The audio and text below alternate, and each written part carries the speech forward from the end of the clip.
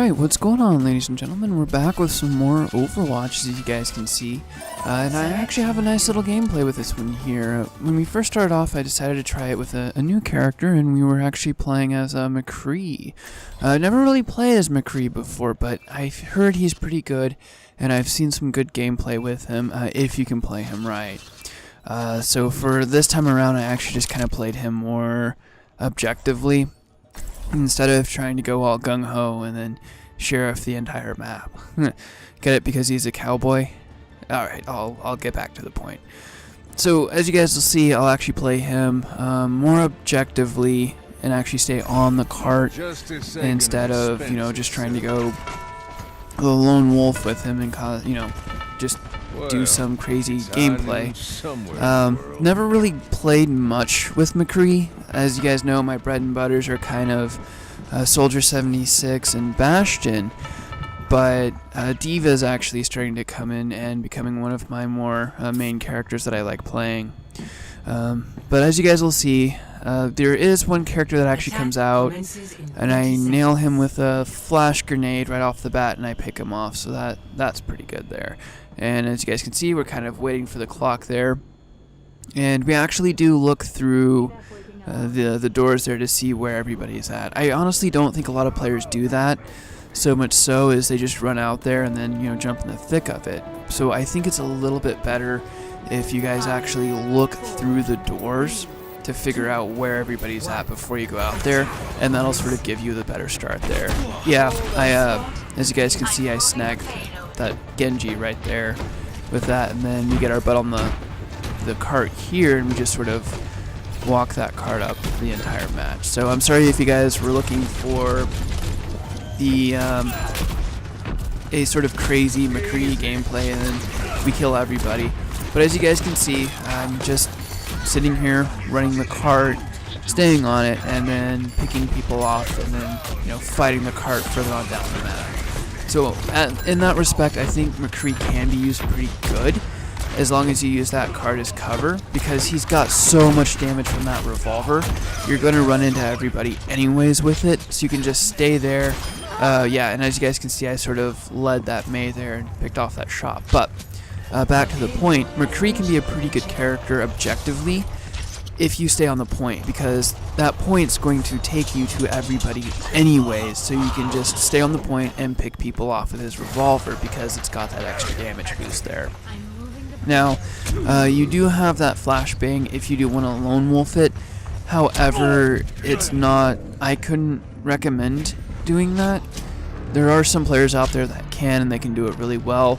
But if you've never played McCree before and you don't quite have that Twitch stream reflexes, God forbid, well, I know I don't, but even if you don't, even if you have the reflexes of a dead cow like I do, you can still play him on the point, and you can put him to good use with that awesome revolver.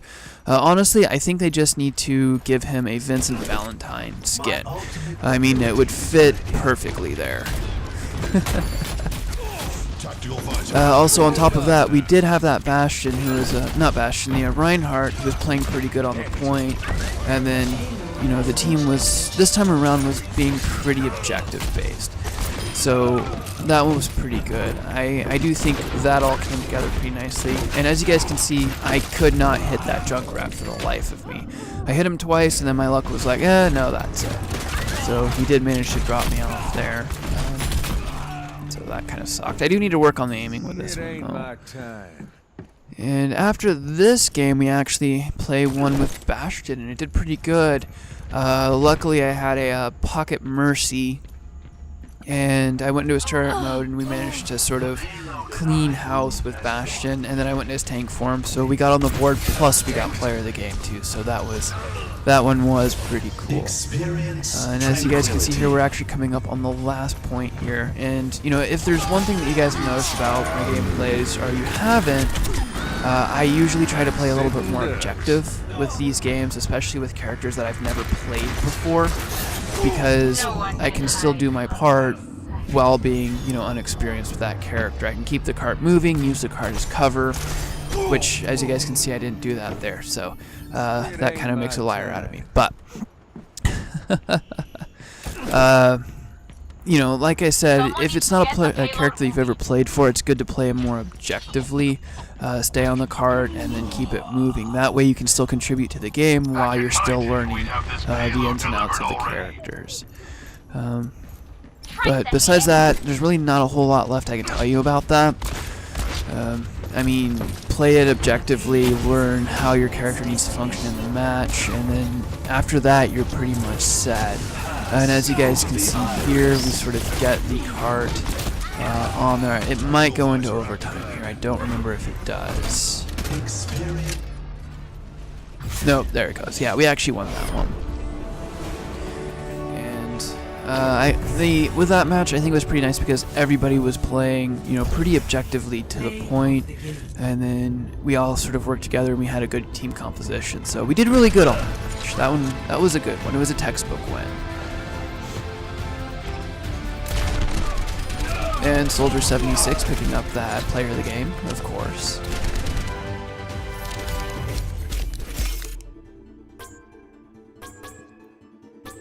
And we made it on the board for the objective time, so that was pretty nice too.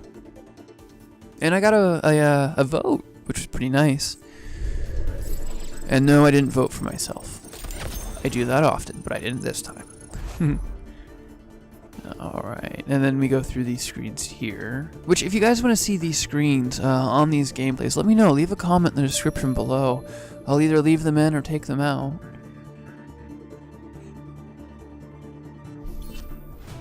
And then here, I was thinking about picking Diva. Or did I pick Diva? I don't really remember.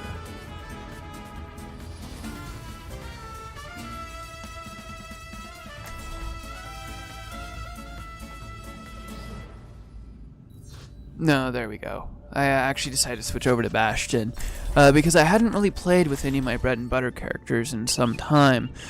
So I switched over to Bastion here and started playing with him this match, and it was really, really good. You guys will see. I had a good time with this match. It also helped that I had a Pocket Mercy with me, and she sort of helped me suck up most of the damage while I was just destroying the entire team. So that was pretty good. And that's the thing about Bastion, is there's another YouTuber out there. I don't really remember what his name is. He does like one-trick pony Overwatch characters. And he was right in the fact that Bastion is going to have one of two sides. One, he's either going to be completely outgunned, or two, he's going to be just a complete shitstorm and completely dominate the match. And as you guys can see here, that's what'll happen. So on this part here, as you guys can see, I set up here in this corner, and the thought behind it is just on the other side of those walls by the cart is where everybody's going to come out of. So that cart's going to come around, and I'm going to be able to spray everybody down, you know, from the start. And that sort of gave me a really good lead in the match. And as you guys can see, they're already shooting, which means people's coming out. And as I come around the corner, you'll just see me sort of hold down this point with Bastion. You guys will have to forgive me. Oh, and there's my Pocket Mercy. So shout out to you, good buddy. So my game playing with Bastion is sort of a little bit boring because I'm not trying to go ham and just wreck face on everything. I'm playing him closer to a point where I can set it up so that they come to me, and then I can just, you know, pick them off and clean house while they're coming up to me. We had this Genji who kept coming in here, but we managed to take him out a few times before we actually finally get taken out. And luckily we had that Mercy there that was just sort of helping keep us alive. That way we can focus more on the enemies instead of, you know, patching ourselves up and stuff like that. So, in perspective of this game, I think that was a really good thing because it gave us that extra edge right from the start. And with that door, they have to go right by that door so we can just sit there and clean house on them. I think I actually end up getting dropped here. Yeah, I take out that Genji and then they drop me out. They take me out, but we had a nice little kill streak going, so that one death really wasn't that big of an issue. On top of that, that Mercy brings us back, so that was pretty nice. And as you guys can see here, we're actually coming close to getting our ult. I don't remember exactly if I pop it right off hand here, or not. Yeah, I do. And as you guys can see here, we're sort of popping off shots and stuff. And I actually do get rid of the mech, but D.Va ends up dropping me with her ultimate. So that is one nice little shutdown for their ultimates, is if you have D.Va's ult, you pop it while they're popping theirs, and then you can just pretty much shut them down. So that there is pretty cool. Alright, and this map was an interesting map. You know, I've never really actually played on this map before. So it's probably not a new map, it's just one that I've never really been on. Now this courtyard over here was pretty interesting because you've got this one point right here that sits above the map. And there's our good buddy Genji, he came back. But I think between me and the Tracer we managed to fend him off. But the cool thing about that courtyard is you've got this one point right here. And as long as you sort of keep an eye on both sides of that fountain in the middle, you can pretty much hold down this point unless somebody manages to get behind you and come through that door here. But if your team's all in the right place, you really don't have to worry about that door that much. So I wasn't really too worried about it. And as you guys can see here, that card is going to come right around there, and it's going to come right in front of you. So it's a good Bastion sentry point. The downside of it is you are sort of sitting out in the open, so your team does have to pull a little bit of the weight on that one. That way, you know, they're not really all focused on you. They have to focus on the people right there in front of them, and then you kind of have the chance to just go to work with the sentry mode. From this point on in the game, we pretty much just keep them pretty much here for the remainder of the game. And then we have a bunch of people come out there, and then we just sort of mow them down with this turret mode, and then we actually pop the ultimate, and then we gain the player of the game on there too. So you guys will have to see that. It was pretty good. The cool thing about that Mercy is our Mercy was doing a really good job. She was keeping people healed up, and she was keeping people revived when her ulti came up. And as you guys can see here, everybody's going to have to come through that point there. There really isn't a way around that point. So if they get the cart right there, you can pretty much set up shop from that point. So they're not going to be hitting you from any other way or anything like that. Not that they can actually get, you know, around there without going through that point. And with that one, it's sort of a textbook Bastion, because you can just set up shop here and then just completely waylays to them. And then actually here's where I was talking about where we get the player of the game, because everybody was just at that one point, so we could just mow people down with the turret mode, we pop that, and then we just go in and spray shots to take them all out. So as you guys can see here, we actually end up winning this game outright. So it was 2 textbook wins, so this was a good game. Everybody played their part and everybody did well. And we'll go ahead and watch that player of the game scene, and then we'll close it there. So if you guys do like the video, hit that like button and make sure you check out the channel. All of that stuff will actually be in the closer. So without further ado, thanks for tuning in, guys, and cue that closer.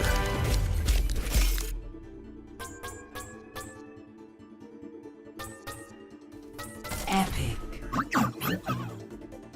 Hey guys, thanks for tuning in. If you liked the video, make sure you hit that like button, and don't forget to leave a comment down below. Also, if you guys want to check out the other things, Facebook, Twitter, Tumblr, all of that's going to be in the description below, so don't forget to check that out. Also, if you guys do want to subscribe, don't forget to click that subscribe button. But if you guys don't want to, I'm not going to hold your arm behind the back. So, thanks for tuning in, guys, and I will leave that light on for you. I'll see you in the next video. Bye.